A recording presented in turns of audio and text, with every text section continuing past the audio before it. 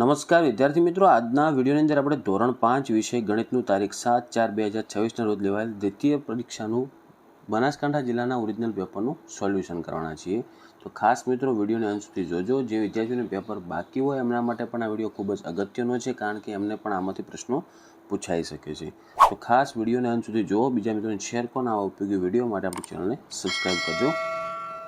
Okay મિત્રો, હવે જો પહેલો પ્રશ્ન તમને આપેલો હતો કે આપેલા ગામના નકશાનો અભ્યાસ કરીને નીચેના પ્રશ્નોના જવાબ આપવાના હતા. તો આ નકશો આપેલો હતો, એના નીચેના પ્રશ્નો પૂછેલા છે. તો પહેલો પ્રશ્ન છે, ગામનું પ્રવેશદ્વાર કઈ દિશામાં આવેલું છે? તો એમાં જવાબ આવશે મિત્રો પૂર્વ દિશા. બીજો છે, ગ્રામ પંચાયતની ગામનો ચોક કઈ દિશામાં આવેલો છે? તો નકશામાં ઉપર લખેલું જ છે, તો દક્ષિણ દિશા જવાબ આવે. ત્રીજો, ગામની વાડીથી મંદિર કઈ દિશામાં છે? તો ઉત્તર આવશે.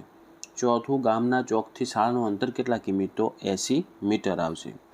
ઓકે. પછી પાંચમો, પ્રવેશદ્વારથી મંદિર કેટલા દૂર છે? તો એમાં જવાબ આવશે 170 મીટર. પછી તમારે યોગ્ય વિકલ્પ પસંદ કરી અને લખવાનું હતું કે પહેલું છે, નીચેનામાંથી કઈ વસ્તુને ઉપરથી જોતા તે વર્તુળાકાર જેવી દેખાય? તો એમાં જવાબ આવે સી, નળાકાર ડબ્બો.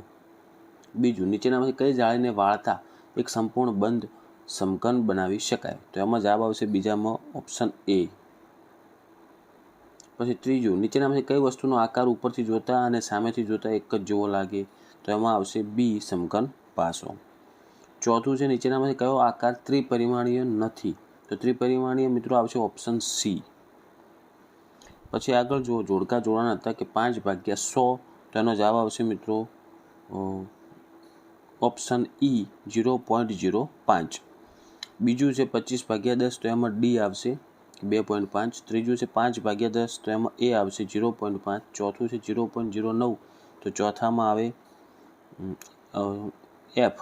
ઓકે, 9/100. અને પાંચમું છે જે 3.4, એમાં આવશે બી, 34/10. પછી ચોથો પ્રશ્ન છે, એમાં 1 લીટરનો 10મો ભાગ એટલે કેટલા મિલીલીટર થાય? તો એનો જવાબ આવે ઓપ્શન બી, 100 મિલીમીટર.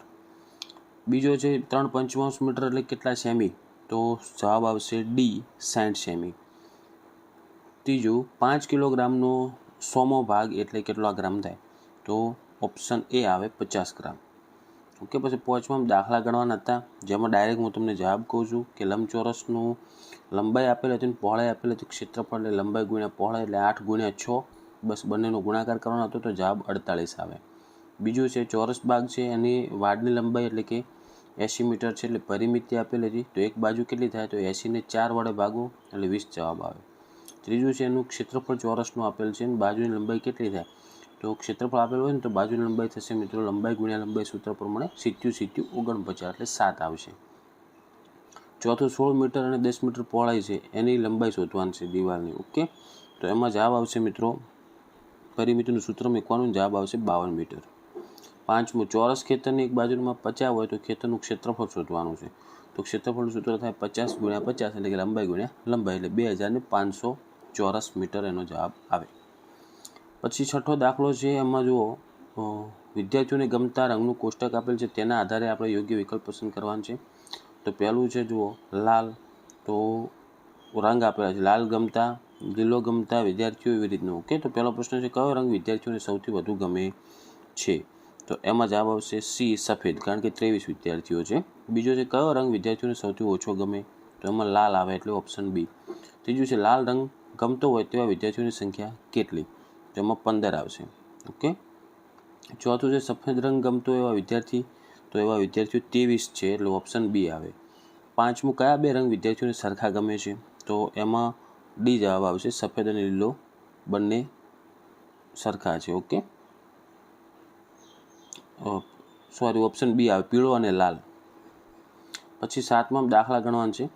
જો સરિતા એક દિવસમાં 8 લીટર પાણી પીવે તો માર્ચ મહિનામાં કેટલા લીટર પીવો? મતલબ માર્ચ મહિનામાં દિવસ આવે 31, તો 31 × 8 કરો એટલે 248 દિવસ, 248 લીટર.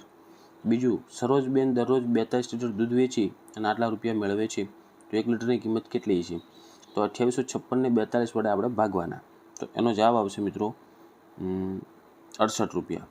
ત્રીજો દાખલો, 576 સફરજનને 18 પેટીમાં સરખા ભાગે મૂકવામાં, સરખા ભાગે કે ને એટલે 576ને 18 વડે ભાગાકાર કરવાનો, તો 32 જવાબ આવે એટલે કે દરેક ખોખામાં કેટલા સફરજન આવે તો 32 આવશે.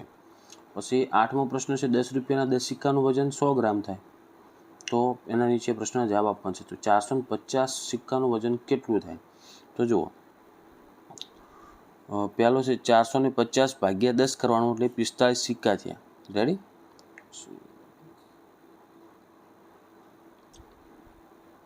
₹10 10 સિક્કાનું વજન હોવા એટલે એક સિક્કાનું કેટલું થયું મિત્રો? 10 ગ્રામ થયું એટલે 450 સિક્કાનું વજન કેટલું થાય? તો 4500 ગ્રામ. એને 10 વડે ગુણવાના. બીજું છે 1 કિલોગ્રામ 200 ગ્રામ વજનમાં ₹10ના કેટલા સિક્કા મળે? તો 1 કિલોગ્રામ 200 છે ને એને 10 વડે આપણે ભાગવાના એટલે કે 120 સિક્કા મળે. ઓકે, તો મિત્રો આ થઈ ગયું આપણે ધોરણ 5 વિષય ગણિતનું ઓરિજિનલ બનાસકાંઠા જિલ્લાનું સાચું પેપર સોલ્યુશન. તમારે કેટલા માર્ક્સ આવશે કોમેન્ટ કરજો. આશા રાખું છું મિત્રો વિડીયો ઉપયોગી બન્યો હશે. વિડીયોને લાઇક કરજો, બીજા મિત્રોને શેર કરજો અને આવા ઉપયોગી વિડીયો માટે આપણી ચેનલને સબસ્ક્રાઈબ કરજો. હવે મળીશું મિત્રો આપણે નેક્સ્ટ વિડીયોમાં. Thank you so much for watching my videos. Thank you so much.